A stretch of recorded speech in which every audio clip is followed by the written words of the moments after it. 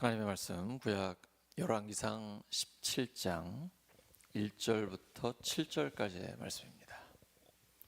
열왕기상 17장 1절부터 7절까지의 말씀 제가 읽겠습니다. 길르앗에 우거하는 자 중에 디셉 사람 엘리야가 아합에게 말하되 내가 섬기는 이스라엘의 하나님 여호와께서 살아계심을 두고 맹세하노니 내 말이 없으면 수년 동안 비도 이슬도 있지 아니하리라 하니라. 여호와의 말씀이 엘리야에게 임하여 이르시되 너는 여기서 떠나 동쪽으로 가서 요단 앞 그릿 시냇가에 숨고 그 시냇물을 마시라. 내가 까마귀들에게 명령하여 거기서 너를 먹이게 하리라. 그가 여호와의 말씀과 같이 하여 곧 가서 요단 앞 그릿 시냇가에 머물매 까마귀들이 아침에도 떡과 고기를 저녁에도 떡과 고기를 가져왔고 그가 시냇물을 마셨으나 땅에 비가 내리지 아니하므로 얼마 후에 그 시내가 마르니라. 아멘. 위기의 순간에 기적이 일어난다. 위기의 순간에 기적이 일어난다라는 제목으로 하나님 말씀 전하겠습니다. 5월 한 달의 시작을 하나님 앞에 드리는 여러분을 예수 그리스도의 이름으로 축복합니다. 언제나 새벽은 어둠을 밀어내는 빛과 같습니다. 하나님의 은혜가 우리 삶의 어둠을 밝혀줍니다. 오늘 본문은 엘리야 선지자가 하나님의 말씀을 따라 가뭄을 선포하고 난 다음에 하나님께서 그를 그릿 시냇가로 인도하시는 장면입니다. 이 말씀은 우리에게 위기의 순간에 하나님의 기적이 어떻게 임하는지를 보여주고 있습니다. 위기는 기회이기도 합니다. 위기의 시대에 오히려 기적을 경험할 수 있습니다. 기적은 위기 중에 일어납니다. 평상시에는 일어나지 않죠. 필요도 없고요. 위기의 순간을 반전시킬 수 있는 강력한 무기는 기도입니다. 우리에게는 깨어있는 한 사람이 필요합니다. 아합의 시대, 가장 악하고 음란한 우상숭배 시대입니다. 그때 깨어있는 한 사람이 있었으니 바로 엘리야입니다. 엘리야는 하나님의 말씀에 따라 아합 왕에게 가뭄이라는 심판을 선포합니다. 하나님의 사람은 하나님의 말씀을 담대하게 선포해야 합니다. 이것은 목숨을 건 일이었습니다. 그 후에 하나님은 엘리야에게 말씀하십니다. 너는 여기서 떠나 동쪽으로 가서 요단 앞 그릿 시냇가에 숨고 그 시냇물을 마시라. 내가 까마귀들에게 명령하여 거기서 너를 먹이게 하리라.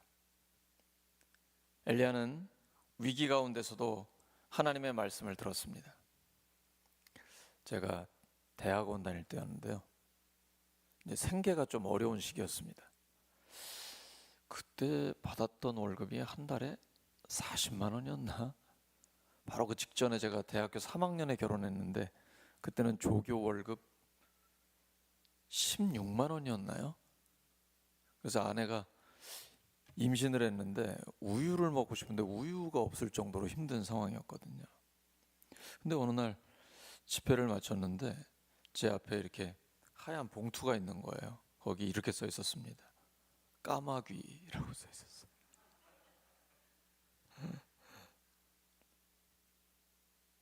엘리야가 지금 하나님의 말씀을 듣고 갔습니다. 그런데 생존 자체가 위태롭습니다. 시냇물을 마셔야 되고 그리고 까마귀의 도움을 받아야 됩니다. 무슨 까마귀 새끼도 아니고 까마귀가 입으로 물고 오는 빵과 고기를 먹어야 되는 그런 형편입니다. 적어도 하나님이 부르셨다면 궁전에 가서 궁중 요리를 먹고 뭐 이래야 되는 거 아닌가요? 우리가 기대하는 것과는 다를 수 있습니다. 하나님의 인도하심을 받은 곳이 이전보다 더 열악한 환경인 경우가 많습니다. 하나님은 나를 부르신 후에 이전의 삶을 흔들어 놓으십니다. 송두리째 흔들어 놓으십니다. 지금까지 살아온 방식과는 다르게 살아가게 하십니다. 그래서 삶에 위기가 옵니다. 하지만 이 위기는 일시적입니다. 그래서 두려워할 필요 없습니다.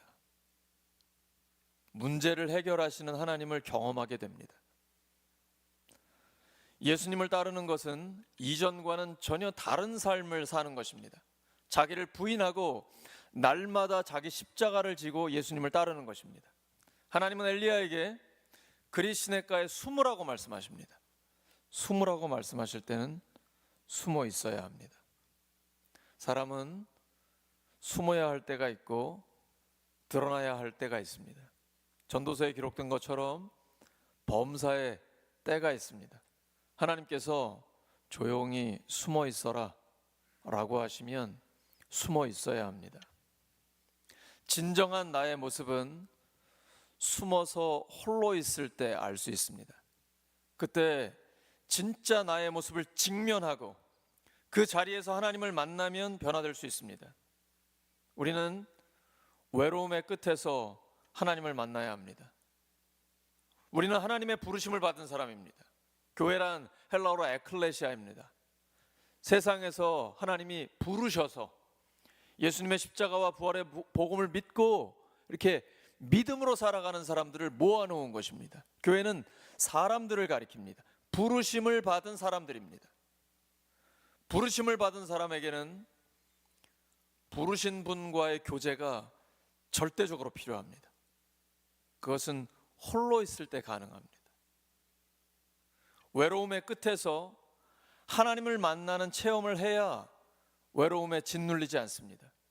외로울 때 너무 외로워서 스마트폰 들지 마세요. 그러면 해결이 안 됩니다. 잠깐 위로를 받고 킥킥대며 웃을 수 있을지는 몰라도, 눈물 지을지는 몰라도 진짜 외로움이 해결되지 않습니다. 우리는 절대 고독의 끝에서 하나님을 만나야 합니다.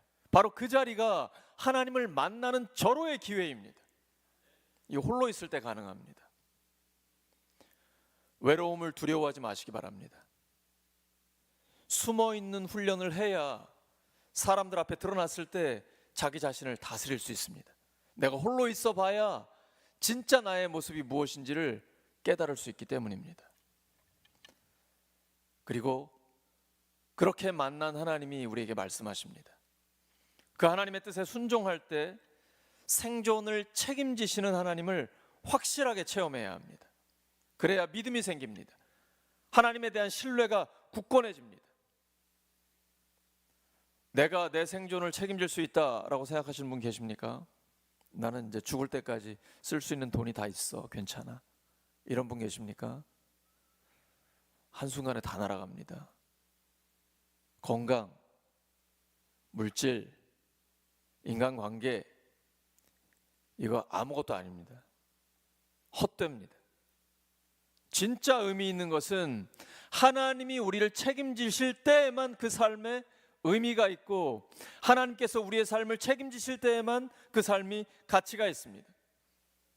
하나님의 뜻에 순종할 때 하나님은 우리의 삶을 책임지십니다. 먼저 하나님 뜻에 순종해야 합니다. 그러면 위기의 순간에 기적이 일어납니다. 가뭄의 때에 물을 마시게 해주시고 까마귀를 통해 음식을 먹게 하십니다. 하나님께는 모든 것이 가능합니다. 하나님의 종으로 살 것인가, 세상의 종으로 살 것인가, 내가 나의 생존을 책임질 것인가, 하나님이 나의 생존을 책임지시는 것을 경험할 것인가, 이것은 신앙생활에서 기본기 중의 기본기입니다. 이 과정을 제대로 이수하지 않으면 재수강을 해야 할 수 있습니다. 우리 대학 졸업하려면 이수해야 되는 학점이 있잖아요. 근데 이 기본 필수 과목은 반드시 이수를 해야 되거든요. 이거 안 하면 졸업 못 합니다. 먼저 그의 나라와 그의 의를 구하라. 그리하면 이 모든 것을 너희에게 더하시리라. 이건 필수 과정입니다. 아무것도 보이지 않을 때 하나님이 어떻게 문을 여시는가를 체험해야 합니다. 엘리야가 봤던 건 손바닥만한 작은 구름입니다. 그게 보입니다. 우리의 눈에는 아무 길도 안 보입니다. 근데 하나님께는 수많은 길이 있습니다. 위기의 순간에는 기적이 일어납니다. 가장 어두운 시간이 지나면 새벽이 밝아옵니다. 인생이 궁지에 몰릴 때 조심해야 합니다. 끝까지 믿음을 지켜야 합니다. 한계를 넘어서야 합니다. 절대로 타협해서는 안 됩니다. 그 임계점을 넘어서야 합니다. 그래야 하나님을 만날 수 있습니다. 우리는 하나님에 대한 절대적인 신뢰를 통해서 막다른 길을 통과하는 법을 배워야 합니다. 더 이상 길이 없어 보입니다. 근데 그때가 하나님을 만날 때입니다. 변함없이 하나님의 말씀의 원칙대로 순종해야 합니다. 그러면 하나님이 움직이기 시작하십니다. 근데 하나님은 워낙 크신 분이기 때문에 소란스럽지 않습니다. 우리 태화강 강물이 조용히 흐르잖아요. 그것처럼 하나님의 역사는 계속 흐르고 있거든요. 중요한 건 나의 반응이에요. 내가 볼 때는 위기인데 하나님이 보실 때는 기회거든요. 그때 순종하면 하나님께서 드디어 역사하기 시작하십니다. 모세가 미디안 광야에서 양을 치고 있었습니다. 광야죠. 혼자 있습니다. 자기 양도 아니고 장인의 양입니다. 떨기나무 가운데서 불타는 그 가운데서 하나님을 만나게 됩니다. 모세야, 내가 선 곳은 거룩한 곳이니 너의 발에서 신을 벗어라. 이전에는 네 신 신고 가고 싶은 데 가고 심지어 살인도 저질렀는데 이제 그 신을 벗어라. 내가 가라고 하는 곳으로 가라. 그때 그의 인생이 바뀌었습니다. 위기와 고립 속에서도 하나님의 부르심은 멈추지 않습니다.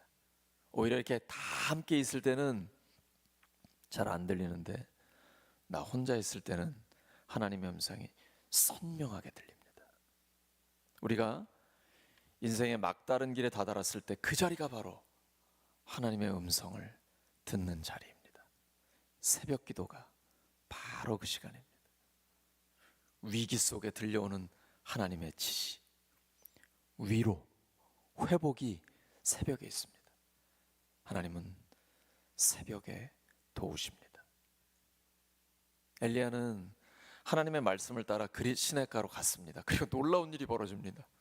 까마귀가 아침 저녁으로 빵과 고기를 물어다 줍니다. 떡이라고 되어 있지만 사실은 이스라엘은 빵이죠. 까마귀는 이스라엘에서 부정한 동물입니다. 먹으면 안 돼요. 그런데 그것조차 하나님께 쓰임받게 됩니다. 하나님이 부르시고 보낸 사람을 먹이는 도구가 됐습니다. 말씀대로 순종하면 하나님을 경험합니다. 내가 전혀 예상치 못한 방법으로 하나님은 역사하십니다. 지금 우리의 삶에 위기와 결핍이 찾아왔을 때 하나님의 말씀에 순종하는 자리로 나아가야 합니다. 우리가 이해되지 않는 명령에도 한 걸음 내디뎌야 합니다. 지금 나라가 전체적으로 어렵습니다. 우리 성도들 중에도 힘든 분들 많습니다. 근데 이때에 하나님의 말씀대로 순종해야 됩니다. 제가 경제적으로 굉장히 어려울 때가 있었거든요. 그만 말씀대로 순종하지 못하고 헌금을 줄일 때가 있었어요.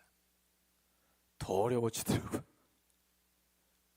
그래서 다시는 그러한 실패를 반복하지 않습니다. 신앙생활은 하나님의 원칙을 지켜야 됩니다. 절대 진리입니다. 하나님의 말씀을 지키면 하나님이 내 삶을 책임지십니다. 근데 내가 내 삶을 지키려고 하면 나도 힘들고 하나님의 역사도 경험할 수 없습니다. 지금 우리의 삶에 어려운 상황이 닥쳤다. 그때가 기적을 경험할 수 있는 순간입니다. 기적은 말씀에 순종한 다음에 따라옵니다. 순종하지 않는 사람은 백날 가도 경험하지 못합니다. 믿음은 순종입니다. 하나님의 말씀에 순종하면 하나님을 경험합니다. 반드시 순종의 자리까지 나아가야 됩니다. 산상수훈에서 주님이 말씀을 마무리하면서 말씀하시죠. 내 이 말을 듣고 행하는 자는 반석 위에 그 집을 짓는 지혜로운 사람과 같다. 근데 행하지 않는 사람은 모래 위에 짓는 것과 같아. 순종하지 않으면 인간적인 것밖에는 경험하지 못해. 근데 순종하면 하나님을 경험하기 시작합니다. 삶은 선택입니다. 하나님의 말씀을 따라 불안정한 현실을 선택할 것인가, 자신이 생각하기에 안정되어 보이는 삶을 선택할 것인가 잘 생각해야 합니다. 특히 이제 여자분들은, 또 이제 남자도 이게 연세가 들어가시면 더욱 안정된 삶을 추구하게 됩니다. 롯은 자기가 보기에 좋은 안정된 소돔과 고모라를 선택했습니다. 굉장히 무서운 말씀입니다. 우리에게는 엄청난 경고예요. 롯은 자기가 보기에 안정되고 좋은 소돔과 고모라를 선택했고 나중에 망했습니다. 하지만 아브라함은 하나님의 약속을 선택했습니다. 말씀을 따르기로 선택하는 것은 불안정한 삶을 살기로 한 것입니다. 신앙생활은 편안한 삶을 사는 게 목적이 아닙니다. 목표도 아니에요. 우리는 사명을 따라 사는 사람이고 그 삶은 불안정한 삶입니다. 하지만 하나님께서 책임지십니다. 생존의 위협을 받을 때가 중요합니다. 이때 말씀에 순종하면 손쉽게 해결할 수 있는 길이 보입니다. 하지만 얼마 후에 이제 시냇물도 말라버렸습니다. 하나님은 이런 고난도 사용하시거든요. 모든 상황이 훈련의 상황이에요. 하나님은 고난도 사용하세요. 지금 하나님의 공급이 끊겼습니다. 이때 우리를 단련시키시는 거예요. 그런 상황이 되면 그럼에도 불구하고 하나님만을 신뢰해야 합니다. 죽으라는 명령에도 순종할 수 있어야 합니다. 이러한 영적인 각오가 있어야 합니다. 이게 신앙입니다. 이제 하나님은 엘리야를 사르밧으로 인도하십니다. 이번에는 한 과부를 통해 먹이시겠다고 말씀하십니다. 더 심한 거 아니에요? 까마귀를 통해 먹이시더니 이번에는 외동아들하고 한 끼밖에 먹을 게 없는 과부를 통해서 먹이시겠다고 말씀하십니다.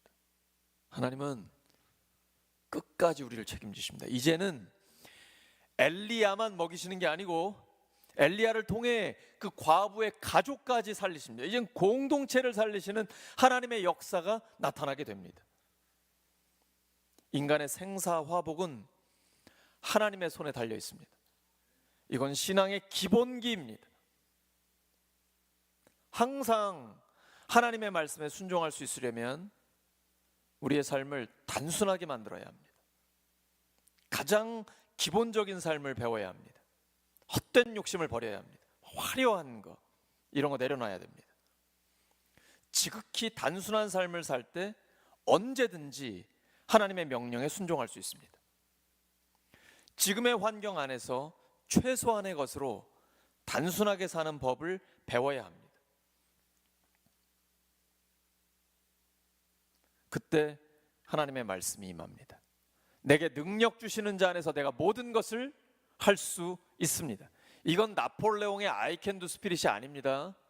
내가 원하는 걸 할 수 있다는 얘기가 아니에요. 내가 어떤 환경에 처하든지 자족하고 감사할 수 있다는 것입니다. 어떤 상황에도 적응할 수 있다는 거예요. 하나님의 영광을 위해서, 하나님의 나라를 위해서, 하나님의 말씀대로 살아갈 수 있는 환경이 만들어지게 됩니다. 하나님께서 그렇게 우리를 능력 있게 하십니다. 물질 문제로부터 자유로워지면 강력한 영적인 힘이 생깁니다. 신앙생활에 있어서 이 시험을 반드시 통과하셔야 됩니다. 생존 문제에 얽매이지 않습니다. 하나님을 전적으로 신뢰합니다. 이렇게 살아갈 때 우리에게 진정한 자유가 옵니다. 물질에 연연하지 않습니다.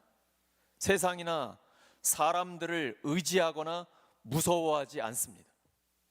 사람에게 도움을 요청하지 않습니다. 오직 하나님께 도움을 구합니다. 그 속에 힘과 영적인 권위가 생깁니다.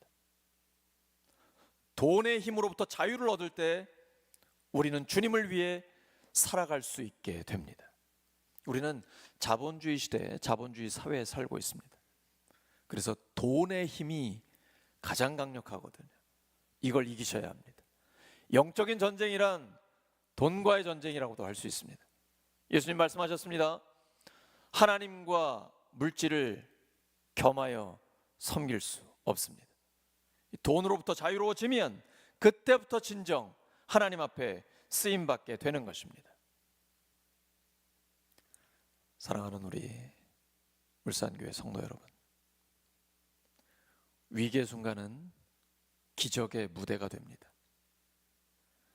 하나님의 말씀에 귀를 기울이고 순종의 걸음을 내딛으면 기적이 일어납니다. 저는 그 하나님을 날마다 체험하고 있습니다. 오늘 하루도 하나님께 순종하는 걸음을 걸으시기 바랍니다. 그리고 그 길 끝에서, 아니 그 길의 한복판에서 예비하신 하나님의 은혜와 기적을 경험하시기를 예수 그리스도 이름으로 축원합니다. 하나님 아버지 감사합니다. 5월의 첫날 주신 주님의 말씀을 따라 위기의 순간에 기적을 경험하기를 원합니다. 엘리야의 하나님이 우리의 하나님이십니다. 하나님 오늘도 말씀하셨사오니 말씀대로 순종하며 담대하게 나아갑니다. 하나님, 하나님의 말씀에 따라 불안정한 삶을 선택하겠습니다. 날마다 자기를 부인하고 자기 십자가를 지고 예수님을 따르는 그 길을 걷겠습니다. 하나님께서 그 길 가운데 우리의 생존을 책임지시고 우리의 걸음을 인도하셔서 공동체를 살리시는 그 하나님을 경험하게 하여 주시옵소서. 예수님의 이름으로 기도드립니다.